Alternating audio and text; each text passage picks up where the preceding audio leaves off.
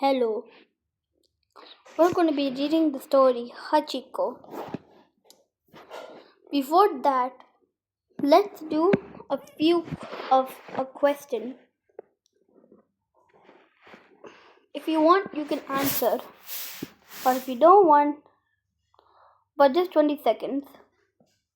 You can skip ahead. If you don't answer, you can skip ahead by 20 seconds.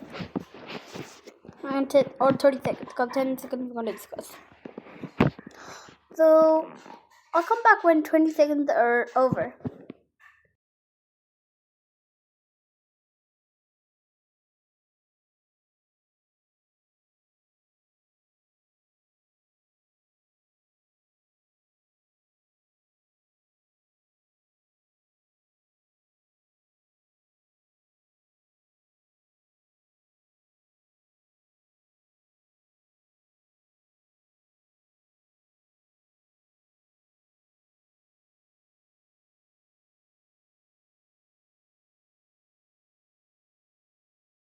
Okay, time is up. The first, the answers are below. So I got a screen.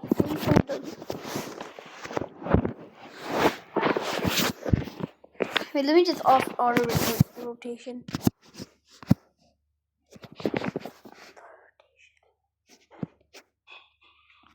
Okay. Let's do that.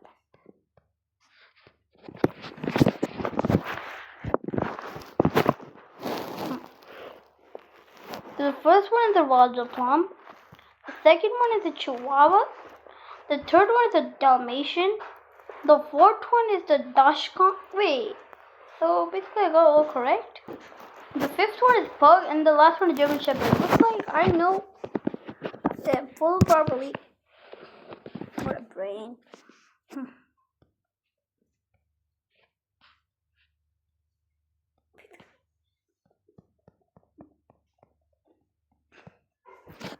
Now let's just get into the story. And don't criticize me for wrong spellings, but don't even ask why I just crossed out encouragingly. I don't know why. It was a late December morning. Few people were making their way to the Shibuya train station through the icy wind. I was helping my grandmother set up the newspaper stall for the day, as I was laying out my colorful magazines on the stand outside the stall. A golden brown animal whizzed past me. "It's a wolf!" Ray-chan screamed and dashed behind the magazine stand. "No, Ray-chan, he is just a Akita puppy," said Dr. Yuno, rushing down the pavement to calm Ray-chan. "Konnichiwa, Dr. Yuno," greeted my grandmother as she stepped out of the newspaper stall. I reached out to hold my hand comfortingly, whatever that's called. Wait, let me do something really quick. Don't even ask. Nope.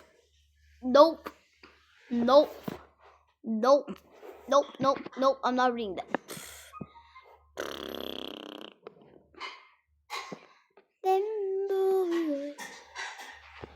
Okay, that's done.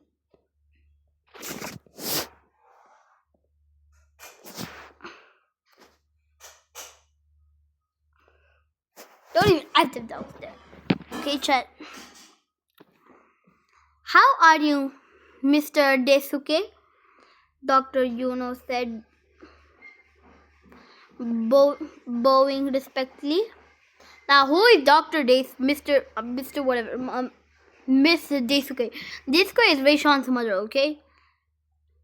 "Ray-chan, I hope you had a good holiday in your village," he said, turning to me. I nodded, still crouching. "I am sorry, Hachiko. I'm sorry Hachiko scared you. Come to meet him. Dr. Yuno smiled encouragingly. Dr. Yuno was a professor at Tokyo's Imperial. Wait, let me do something. Imperial.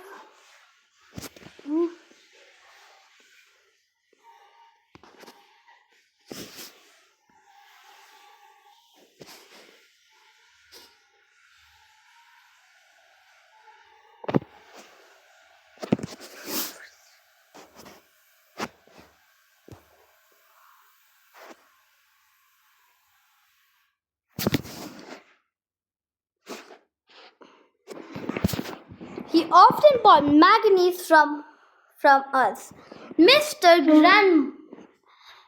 My grandmother had known him for years. I realized he had got himself a pet dog. When I was away on my school holidays to visit my parents,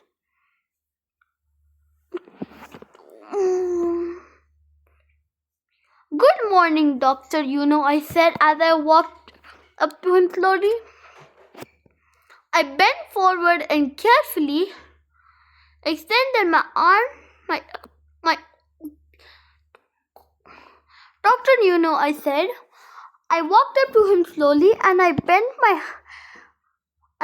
forward to him and carefully extended my arm to Hachiko.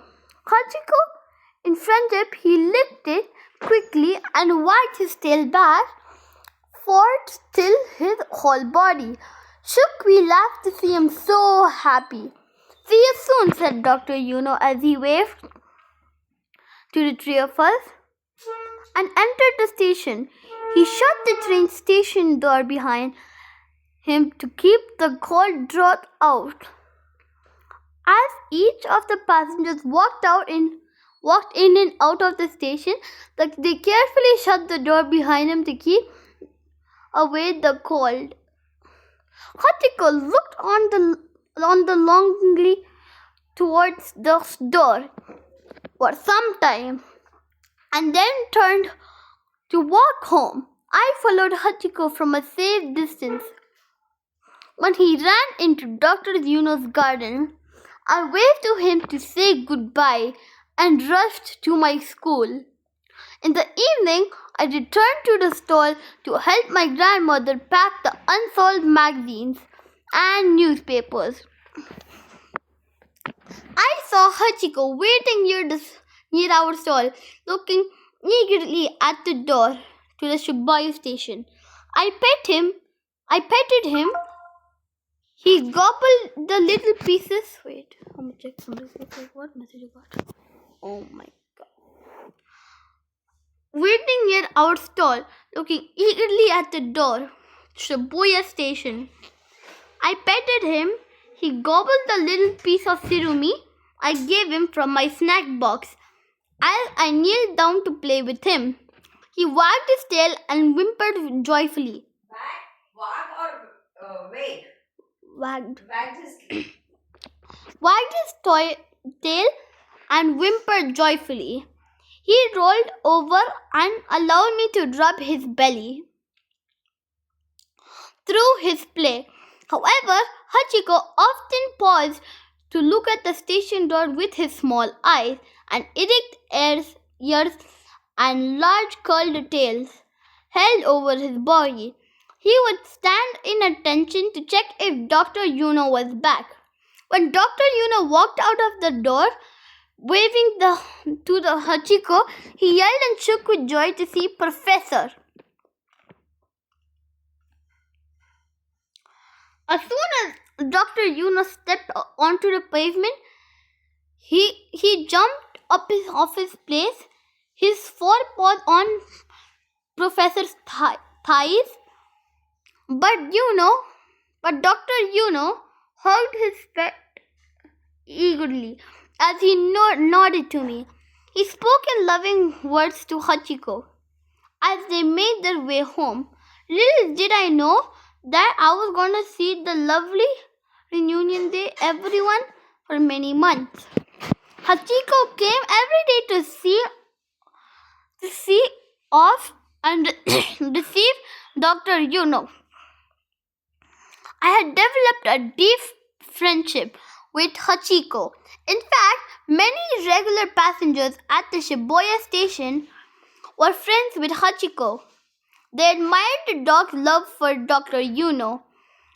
The evening of May 21, 1925. However, was different. Hachiko somehow was not interested in usual games. When the time Dr. Yuno returned and got closer, Hachiko stood up alertly, staring at the door. The door opened and shut several times. That evening, as people walked in out of the station, but Dr. Yuno did not walk out. I knelt beside Hachiko, hugging him as we waited together. A light drizzle started as it became dark. Ray-chan, it's time to go home, said my grandmother, lowering the shutters of the newspaper stall.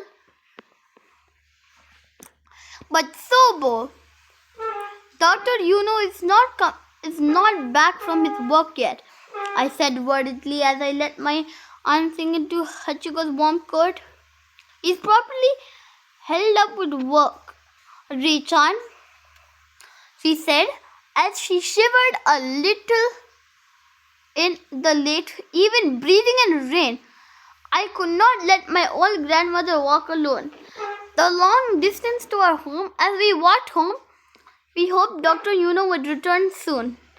I thought of Hachiko's eager face often that night. Next day, in the morning, I found Hachiko sitting where I had left him in the previous night. Sobo looks like Hachiko hasn't gone home at all. I told my grandmother and ran ahead to hug Hachiko. He wiped his eyes weakly. His coat was wet. His pleading eyes looked from the station door. Sobo poured out some warm milk from her flask and offered it to Hachiko. He licked it gracefully. Thank you, Mr. Daisuke, said an elderly man as he walked up to us from where he had been waiting. I am Mr. Kobayashi, Dr. Yuno's gardener. The professor has often spoken to me about you and your lovely granddaughter. I am sorry to say Dr. Yuno passed away suddenly at work yesterday. Soper and I were shocked to hear this news. I've been trying to take Hachiko home since midnight, he said softly. We helped Mr. Kobayashi take Hachiko home. But in the evening, Hachiko was back, his brown eyes intently fixed at the station entrance door. He licked my palm, accepted Surumi, but he did not roll over or jump anymore. Through the rain or snow, Hachiko always waited at the edge of the pavement near the newspaper stall for Dr. Yuno.